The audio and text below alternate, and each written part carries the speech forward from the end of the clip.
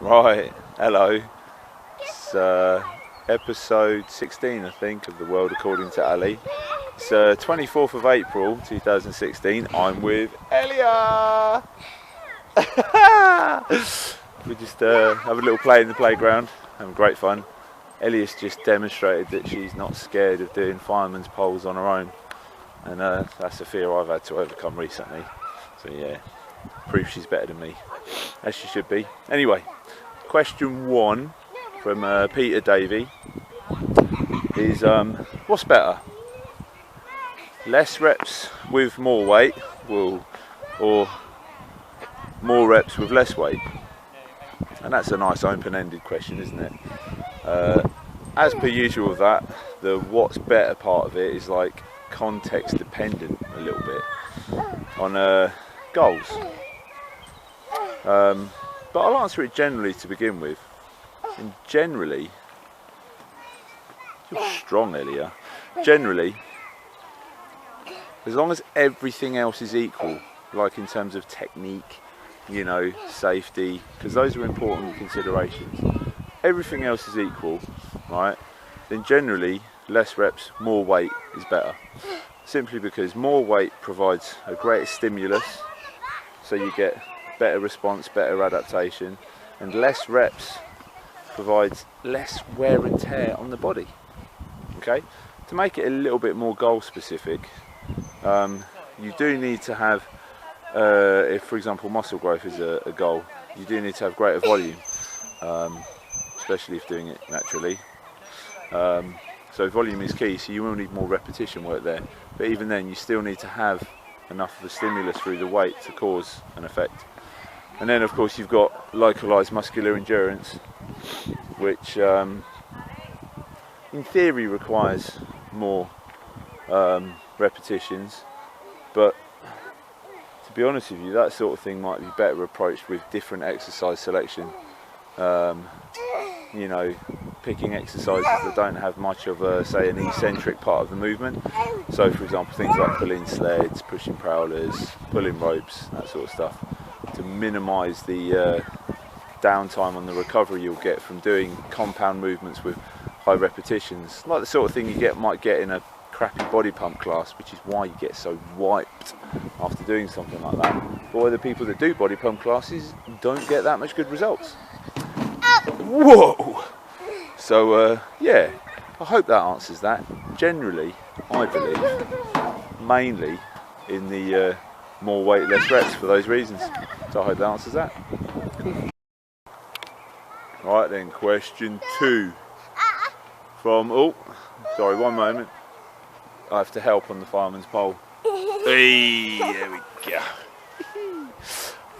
From regular contributor Justin Green, can you overtrain? In a word, yes. Can't go up a fireman's pole. You have to go back to the top again. Anyway, the answer is yes, you can overtrain. What you got to remember about exercise is that there's not actually that much healthy about exercise. The only really healthy thing, I suppose, there's a few healthy things about exercise, like for example the improvement in coordination as a motor skill improvement, and one of the best things about exercise just for general health is the improved blood flow. Okay, blood flow is key, but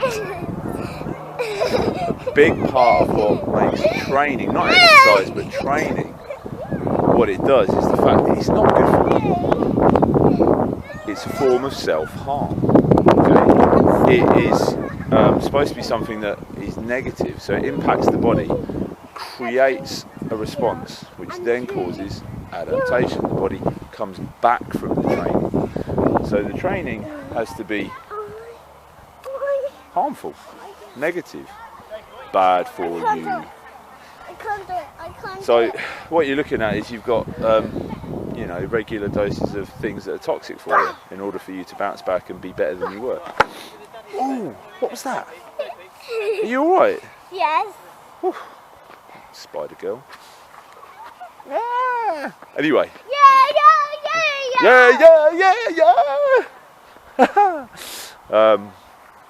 So, can you have too much toxic stuff? Obviously. if you exceed the body's ability, like, too systematically to deal with all that toxicity, then the body effectively becomes poisoned. Okay, it becomes that was amazing. The body can become ill and display symptoms like, you know, nausea and flu and so on and so on. And overtraining can get to that point where it can take months to get back. Anyway, that's not the same though as overreaching, right? Which is generally what you're after with, you know, cycles of training that, you know, sort of beat you down a bit to make the body bounce back and come better. You will feel fatigued and... You want to play? What's the time, Mr. Wolf? In a sec. It's a hard job. So yeah, overreaching is something that you know, you desire in training so that you can come back. But overtraining, some people say it's a myth. Well, clearly not, because like I said, training is toxic. Otherwise the body doesn't have that stimulus to bounce back. But how easy is it to overtrain? You know, it's pretty hard actually. The body's a pretty wonderful thing, and there's plenty of indicators before you get to overtraining that you are about to overtrain.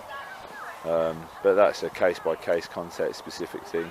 So yeah, but in a word, yeah. Okay, question 3. And we're coming home from the playground because it's starting to rain, which is rubbish. From Mark Johnson is, if DOMS, that's delayed onset muscle soreness, for you people not up on the acronyms, is caused by micro tears in the muscles after exercise or during exercise, why is there such a delay in feeling the pain? Good question. Go on, there you go. Do you know what? Here's the really interesting thing. That's only... Okay, I'll deal with that in a sec. That's only a theory. They're not actually sure. Can I Yeah? have some sweets? No. Why? Because I'll make you a sandwich first. Okay? No. Excuse me? No, you're not just having sweets. Go on, lock me out. Honestly, disgraceful. I hope you lot are getting this. See, I tell her no sweets as well. That means no sweets for you either. Anyway, DOMS. Yeah, so they're not exactly sure what causes it. There isn't any actual... It's not raining. It is raining. There's not actually like proper hard science about what causes it. They have like correlations, you know, in terms of like, for example, you know, the length of time, the shock factor, eccentric loading and all that sort of stuff. And people believe that, you know, if you stretch a muscle while it's under tension, it causes the most amount of DOMS. But it might not necessarily be as simple as that, because a lot of the times when you feel DOMS, it's not actually something that's going to be conducive to the adaptation or the stimulus that causes a good adaptation. And some of the stuff that causes the most amount of pain doesn't actually cause the good stuff. You know, we're talking growth, improved neuromuscular coordination and use and force production and all that jazz, right? So it's all really vague, and the reason for that is because they find it really hard to find people that want to exercise and work out and, you know, do all that good stuff and then be sliced open for science. Funny that. So there's not a lot of conclusive evidence about what DOMS actually are, which is hilarious, because if you think about it, we will have experienced DOMS as a species forever. I mean, like forever. Yeah. Before there was anything, before there was words, before there was anything, we had DOMS. Yeah. What's up? Oh, well, in a sec. Let me just finish this, because we started outside and I thought I want to finish outside in the rain. Bit silly, really. But yeah.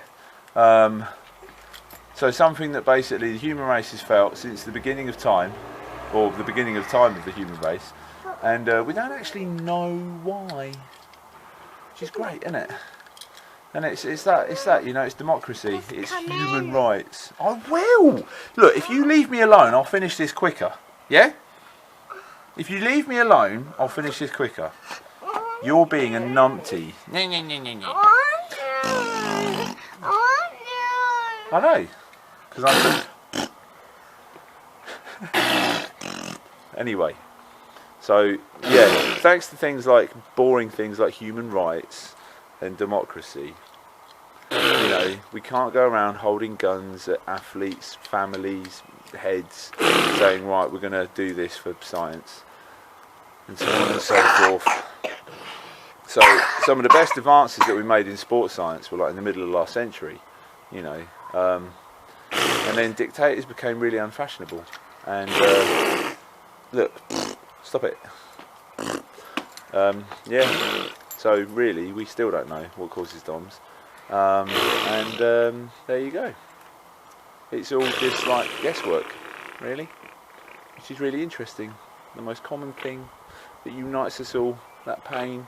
You can imagine cavemen, you know, going ooh after leg day, trying to walk out of their cave after they've been like, you know, squatting boulders, dinosaurs, and yes, I know my timelines are all wrong, but you know, whatever. Laters.